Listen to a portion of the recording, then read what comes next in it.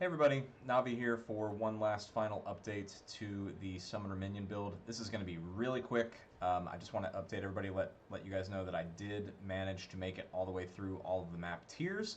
I just finished completing a T16 technically. This is a T15 in an irradiated zone, and I just took down the boss here in the level 80 zone right here. Overall, had a great time playing the character. I'm just sort of anxious to move on to some other character ideas. So let's just quickly go through the gear that I ended up with. I'm just going to hover over these items. So if you want to take a closer look at any of these, you can just pause the video. Each of these items was acquired for less than 5 exalted orbs. Less than 10 exalted orbs each. 10 or less each. The only exception to that is the chest piece, which I did spend 20 on. It felt like a particularly good chest there, pretty good value for 20 exalts, so that is what I invested the most in. But every other piece of gear here is 10 exalts or less. That brings the total cost of the build to, under 1 divine, 100 exalted, something like that. In terms of the skills, I really have not put a lot of investment here. I'm using a level 13 Skeletal Warrior Minion Scepter. I have 5 links on my Arsonists and Raging Spirits. I haven't looked at optimizing these support gems. I've basically been using these same support gems like the entire game. So there's absolutely room to be optimized here. And at the end of the day, I'm just able to sail through the map tiers and get to T15s. It isn't super fast, but I do have the damage to kill stuff. And I think with a little bit more investment, you could absolutely get this build pumping on through T15s. Not the most optimal build, of course. It's not going to be Lightning Spear Amazon. It's not going to be Galvanic Shards, but it works, right? And there's really not a whole lot of thought going into it at the end of the day. The Ascendancy points, I grabbed the Hound first, then came over here to get Altered Flesh. I actually paid for a carry to get both of these at the same time when I was like level 68, just because I wanted to get it out of the way, and I have the currency, so why not? In terms of pathing on the skill tree, literally minion nodes, minion nodes, minion nodes, through the wheel here, minion nodes, up here to minion nodes, and then over here to minion nodes. After you have all your damage, what you want to do is you want to start filling in some defenses. So I think I grabbed some of this energy shield stuff, maybe the presence and spirit. I don't really remember exactly what order. I just sort of grabbed it when I felt like I was in need of it or could use it.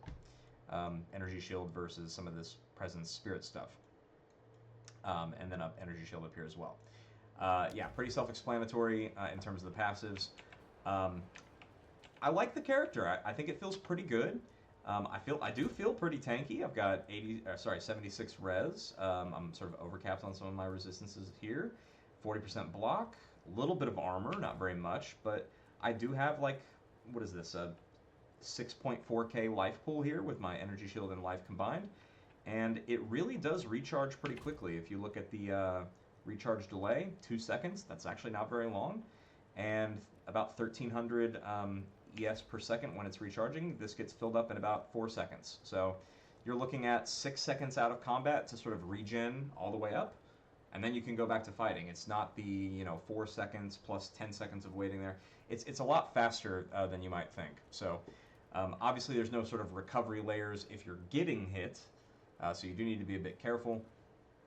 But as long as you're just sort of standing back and letting your minions do their thing, you can pretty much mow through everything, and you're safe from getting one shot from all but the most dangerous abilities in these maps. So, in high tier maps. So like I said, this is going to be short. Just want to do a quick little update here of where I'm at. I am excited to try out a couple of new characters. I don't know exactly when I'm going to have the time for that. Maybe this week, maybe this weekend. Actually, now that I think about it, probably not this weekend.